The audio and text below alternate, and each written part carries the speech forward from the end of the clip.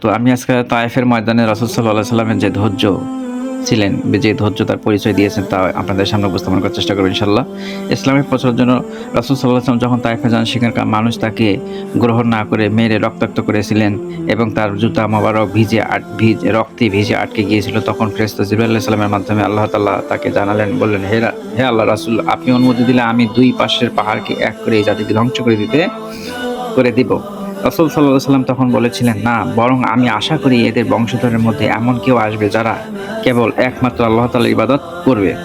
তিনি যন্ত্রণার মুহূর্তে অভিশাপ না দিয়ে তাদের জন্য হেদায়েতের জন্য দোয়া করেছিলেন। এই হলো রাসূল সাল্লাল্লাহু আলাইহি সাল্লামের ধৈর্য।